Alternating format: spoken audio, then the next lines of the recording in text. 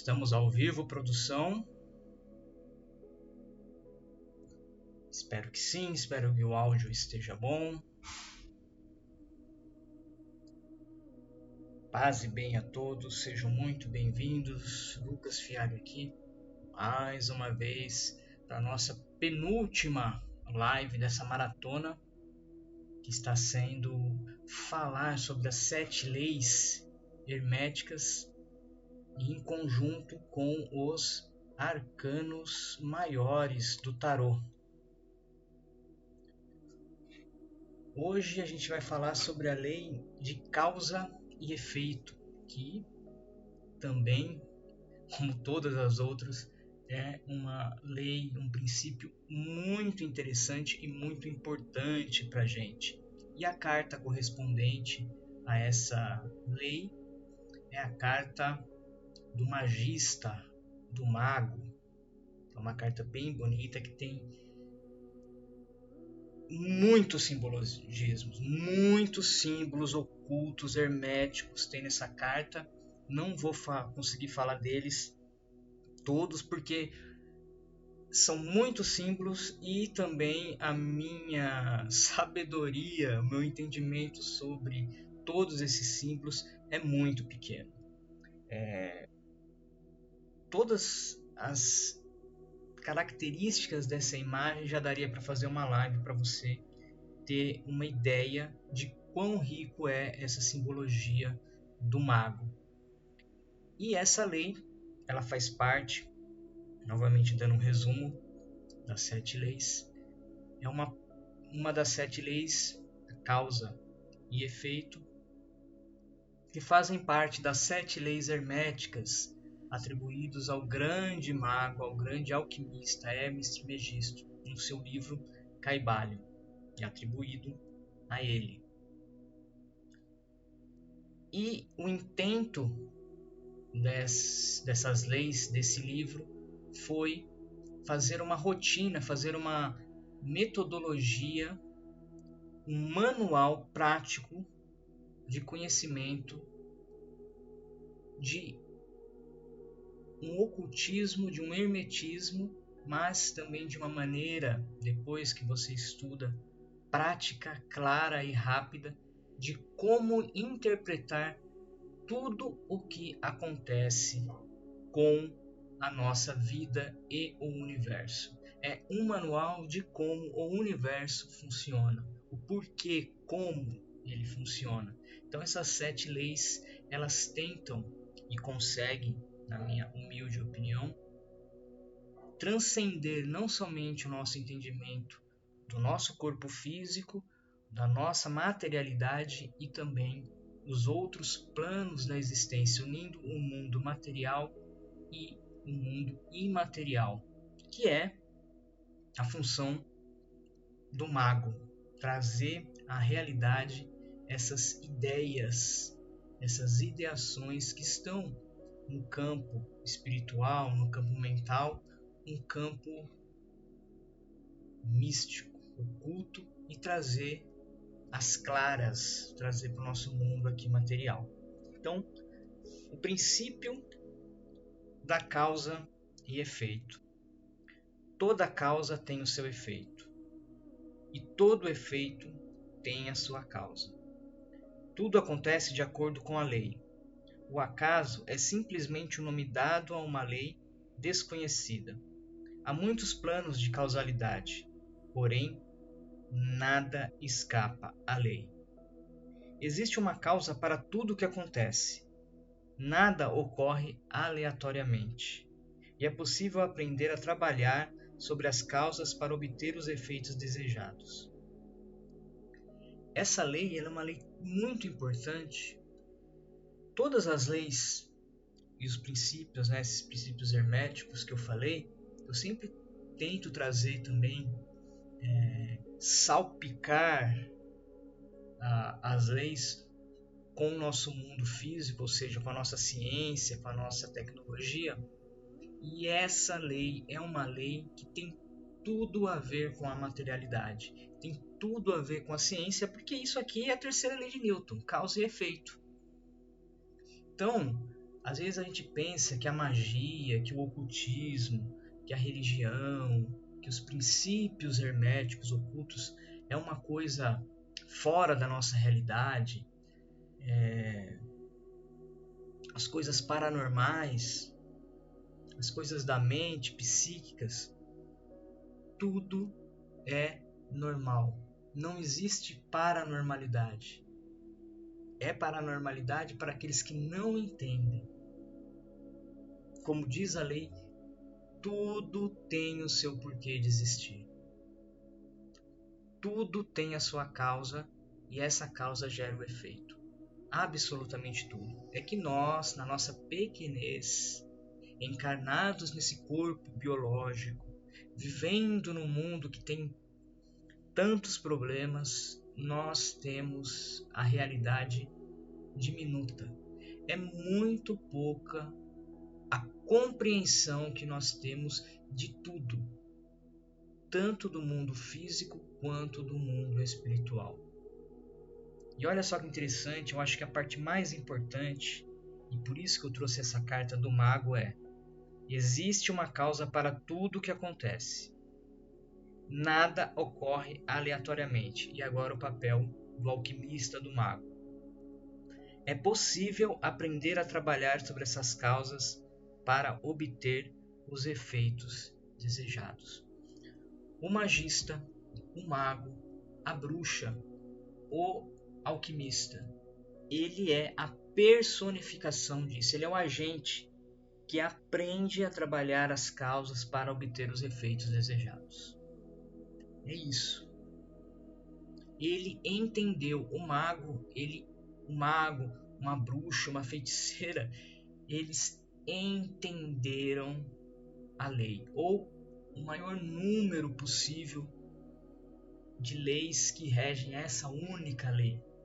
Então eles conseguem fazer na alquimia o chumbo virar ouro, o elixir da longa vida, a pedra filosofal, todas as quimeras.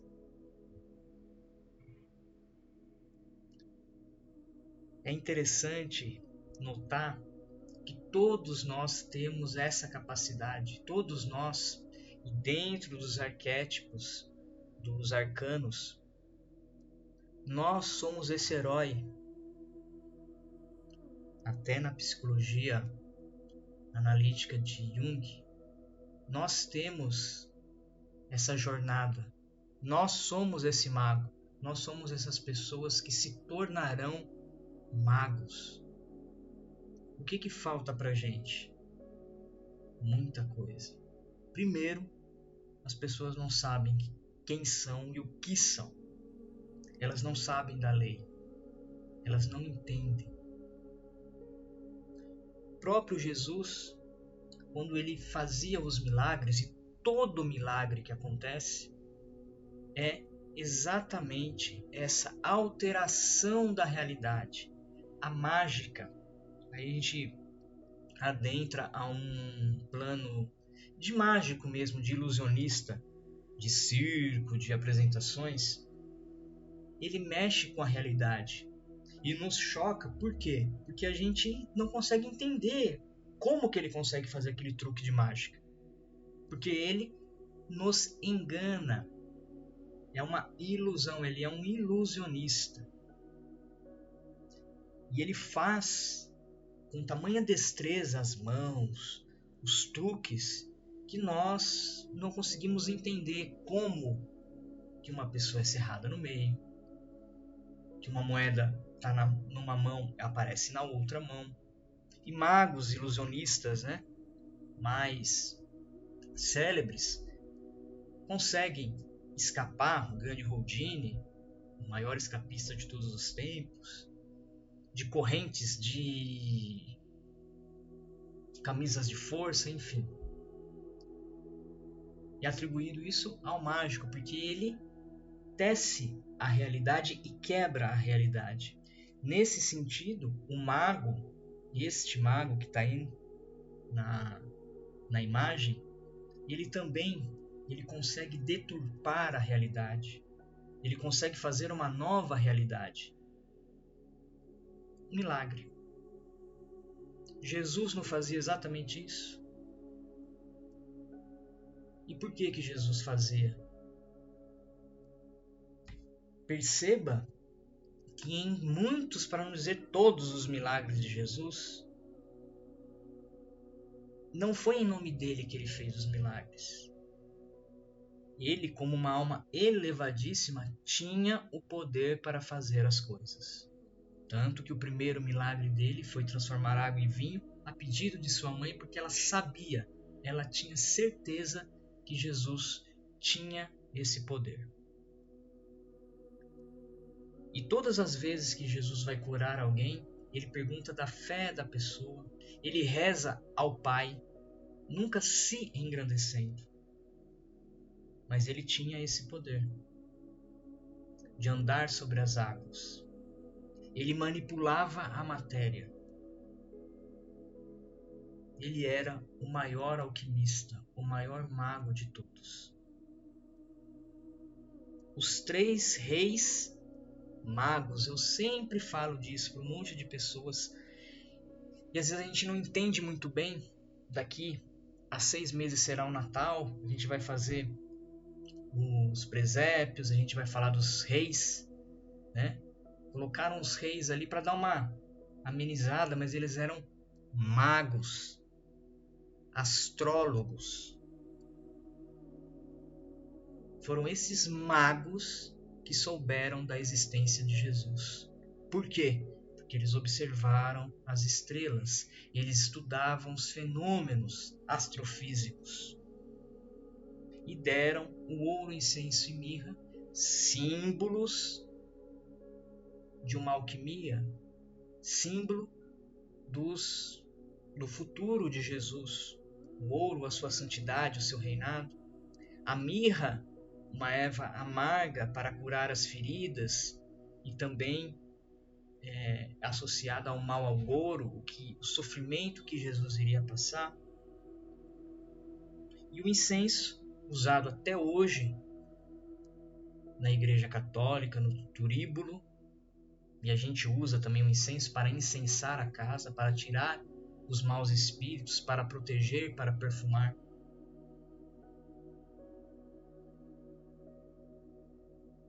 Os 3 reis magos. Então, a própria Bíblia, embora condene a magia, os magos, tudo está lá na Bíblia, de maneira oculta, hermética, mas nem tanto, porque é só, né, o tico e teco ali fazer uma forcinha que você já começa a compreender e entender tudo. Jesus fazia os milagres porque ele entendia o funcionamento do mundo e ele sabia que ele era capaz. E o mais importante, que é esse mago, que é as últimas palavras que eu li da lei, é possível aprender a trabalhar sobre essas causas para obter os efeitos desejados. Se você tiver a fé do tamanho de um grão de mostarda, falará ao monte: sai daí e vá para ali, e ele fará. Jesus nos deixou uma promessa, que nós faríamos coisas muito mais grandiosas do que ele fez. Ele falou isso, não sou eu que estou falando. Jesus que falou.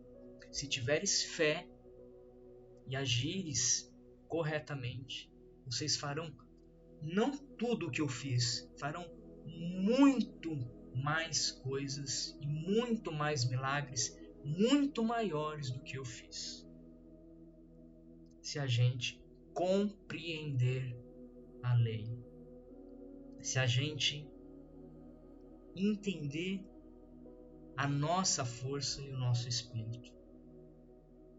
Jesus manipulava a matéria e é exatamente isso, a priori, que o mago faz.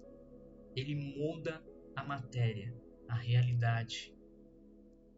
Então, partindo para a carta, a gente pode ver, como eu falei, existem muitos simbolismos. Poderia até falar dessa lei, né, da lei de Telema, mas é um assunto que eu não tenho domínio, total domínio. Aliás, eu não tenho domínio sobre quase nada.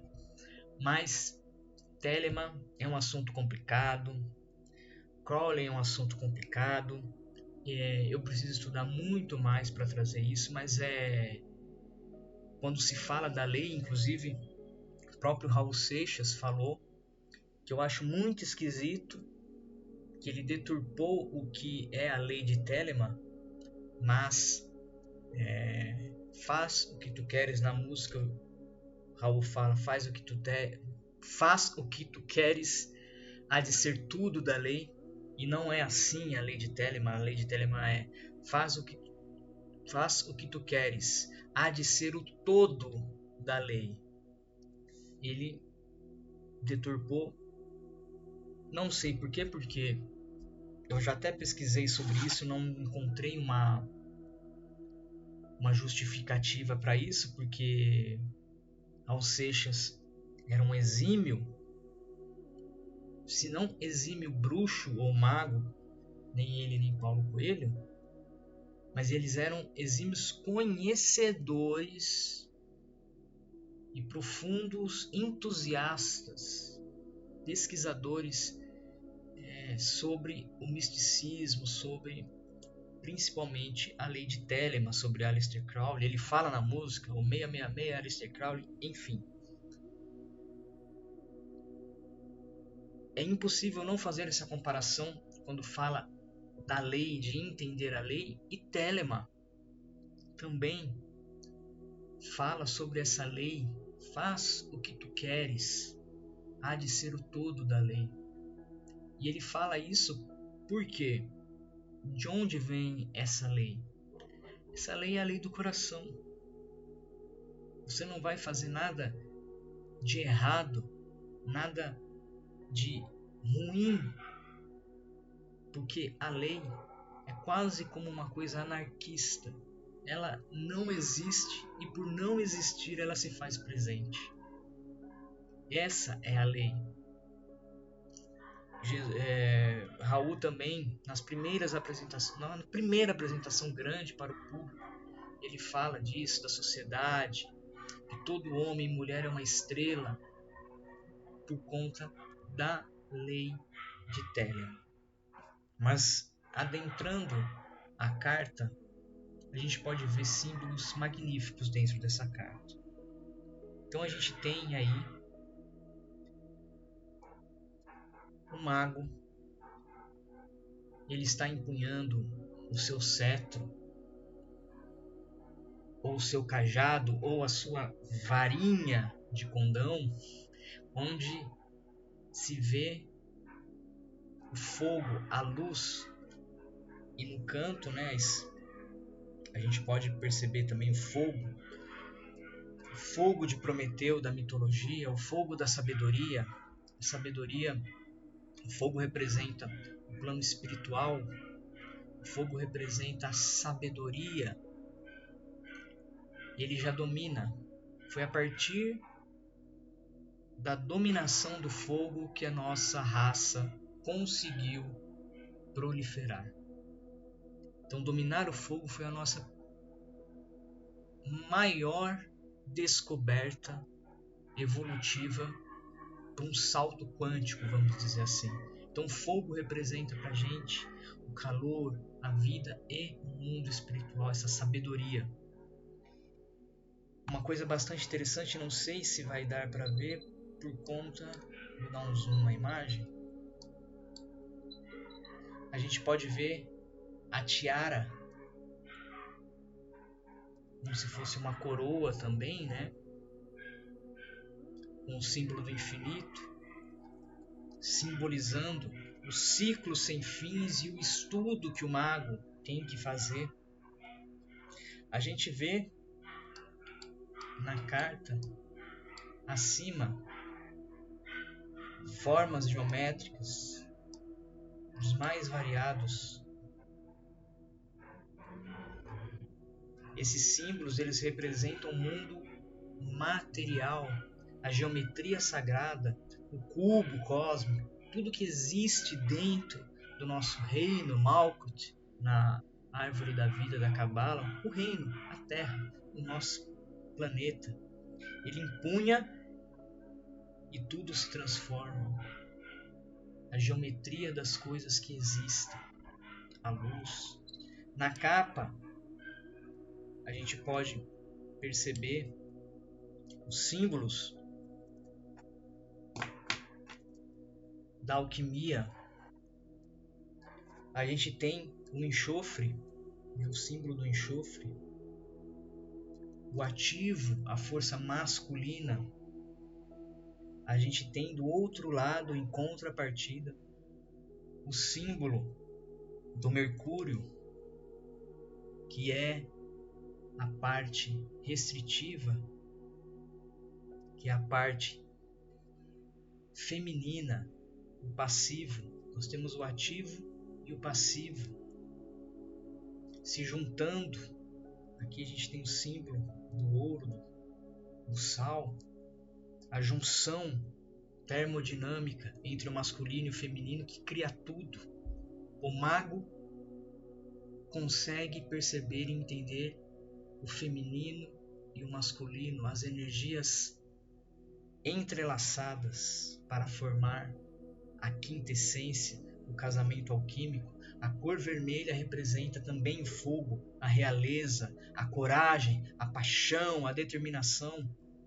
A gente tem o Ouroboros, né, a serpente que come a própria cauda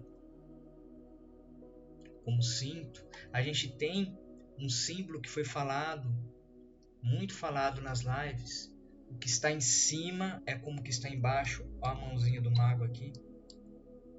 A gente tem nós, a humanidade, dançando nesta fogueira, que é o fogo de Prometeu.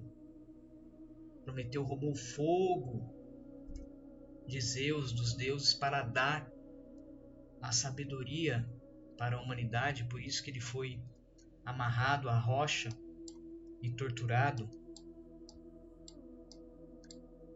Infinitos símbolos.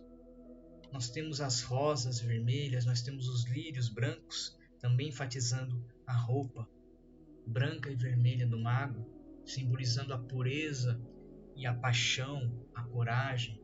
Nós estamos dentro de uma redoma, dentro de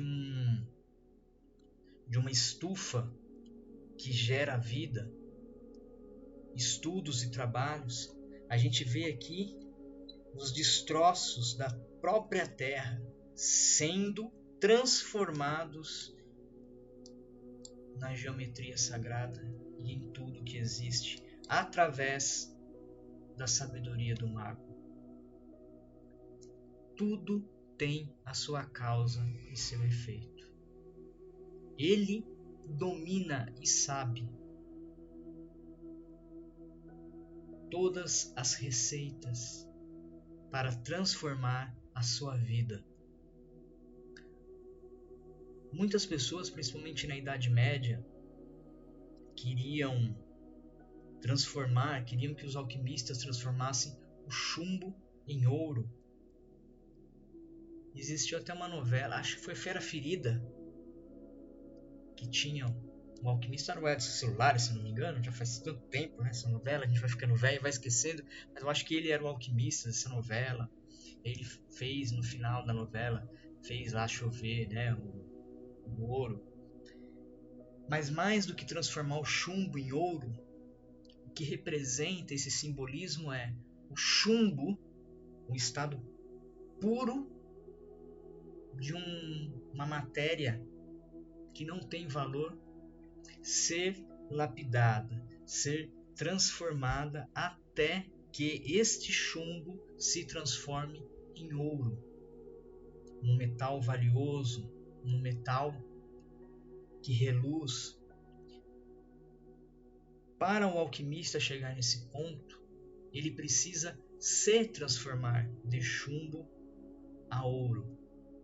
Não é somente a respeito do metal, isso também é um simbolismo, falando que nós somos chumbo e nós temos que nos transformar em ouro.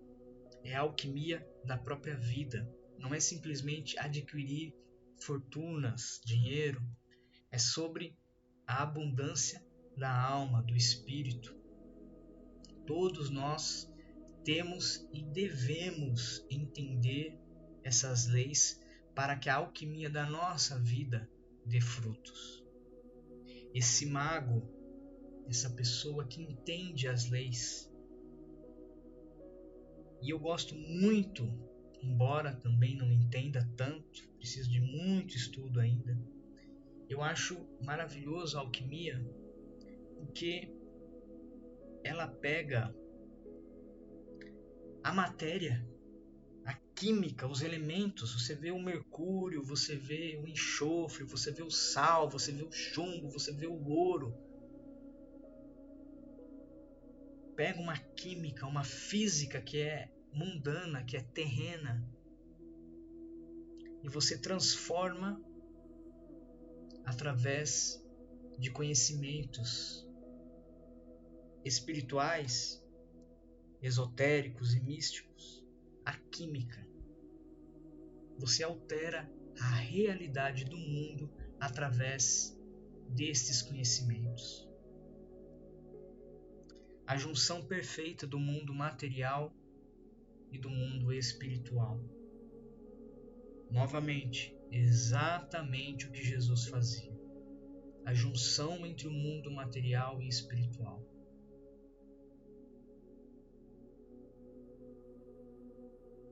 E fora todas essas leis espirituais, alquímicas, se é muito para a sua cabeça, para a minha cabeça, para a nossa cabeça, se a gente se atentar em simplesmente as leis de Newton, que é ciência nossa, ensinada nas escolas, leis de Newton. A terceira lei de Newton é a lei da causa e efeito. Exatamente esta lei alquímica. Uma lei de milhares e milhares de anos atrás. Aliás, Newton era um ocultista, era um mago de primeira categoria, de primeira grandeza. Entendia muito sobre a Bíblia. E estudava mais a Bíblia do que a própria ciência. Então, dentro desses conhecimentos físicos e materiais, tudo o que você faz reverbera no universo. Tudo o que você não faz também. Toda causa tem um efeito. Toda causa tem um efeito. Não adianta você alegar desconhecimento. Eu não sabia que ia acontecer. Eu não sabia. Eu não tinha ideia. Tinha.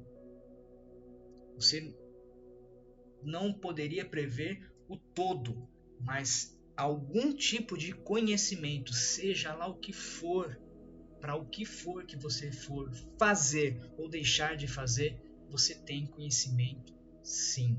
E a vida te cobrará, porque isso é o karma. A causa e efeito nada mais é do que o nosso karma. Tudo o que nós plantamos, nós vamos colher. Seja nessa vida ou na próxima. Seja no umbral ou nos lares espirituais, nas colônias.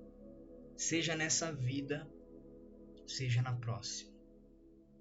Não há como escapar. É uma lei universal para todas as criaturas. O que você faz, você vai pagar. E o que você planta, você colhe. Então, se você plantar por onde você passar o bem, mesmo que aparentemente não valha a pena fazer o bem, ser honesto, ser uma pessoa de bem mesmo, Não desista. Eu faço bem para os outros, só me ferro, para não falar outra coisa. Veja por outro ângulo. Porque a paz que você tem ao fazer as coisas corretas, as pessoas, esses políticos, esses bandidos, essas pessoas que você acha, esses influencers, você acha que estão abafando, que estão milionários, todos lelé da cabeça. Todos esses políticos, todos esses bandidos, todas essas pessoas que fazem guerra, elas não têm um minuto de paz na vida delas. Pode ter milhões, bilhões. Nada vale a paz. Nada vale a semeadura de uma colheita de paz e tranquilidade. As pessoas se enganam muito com isso. É muito melhor o arroz e feijão na paz do que um banquete vendendo a sua alma, porque você vai ser cobrado. Eu tenho absoluta certeza disso. E não é por medo, não é o suborno do inferno, de ir para o umbral que faz você ser bom. É entender que você já foi para o inferno, que você já foi para o umbral. Se você está aqui na Terra, e todos nós que estamos assistindo, vendo, conversando sobre isso, estamos aqui, boa coisa a gente não foi, porque senão nós não estaríamos aqui. Todos, sem exceção. Então todo mundo tem alguma coisa para resgatar, para cumprir. Todos. Então nós estamos aqui porque nós plantamos e não deu muito bom essa colheita não. E olha que a nossa vida, quando a gente para pensar em relação aos outros, nós temos que dar graças a Deus por tudo. E mesmo assim a gente tem coisas para resgatar. Lei da causa e efeito. Sempre. Essa talvez seja a lei que a gente não consegue escapar de jeito nenhum. Ou por bem ou por mal. É o nosso karma, é o nosso destino. Nós fazemos o nosso karma. Nós fazemos o nosso destino. Nós temos o livre-arbítrio para mudar tudo. Tudo. Mas nós sempre vamos ser cobrados pelo que fazemos. E é por isso que nós temos que rezar muito, vigiar muito, para que a espiritualidade nos ajude, para que a gente possa compreender a responsabilidade de sermos os grãos magos, os arquimagos, o grão-mestre de nossas vidas. O maior mago de nossas vidas somos nós mesmos, que temos que pegar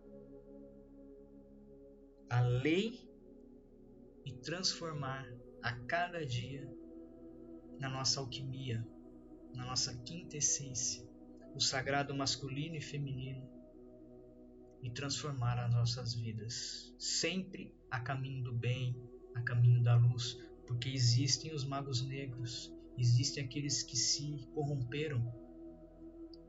Falando em Senhor dos Anéis novamente, você vê Saruman, que era um branco, que era para ser o Salvador e se aliou às forças do mal. Então, a sabedoria está em aprender, entender e fazer o bem. Porque se você tem o conhecimento e faz as coisas para o mal, como essas tecnologias que só servem para a matança, para a violência, não há moral alguma no conhecimento. E esse é um problema terrível da humanidade. Nós somos seres benevolentes, seres magníficos, temos uma inteligência maravilhosa, mas não temos sabedoria, porque nós não usamos, muitos de nós não usamos essa inteligência para o bem. A inteligência para o mal não é sabedoria. Que a gente possa cada dia mais compreender essa lei e entender que tudo que a gente faz, novamente, o que está em cima é assim como o que está embaixo, o que está embaixo é assim como o que está em cima. Nós devemos olhar para todos com carinho e benevolência, e principalmente para nós mesmos. Fim de mais uma live. Vou deixar essa live novamente salva. Colocarei também no canal Novelo de Teseu. Paz e bem a todos. Muito obrigado. Boa noite. E nos encontramos amanhã para a nossa última live, fechando o encerramento dessas 7 leis herméticas. Muito obrigado e até mais.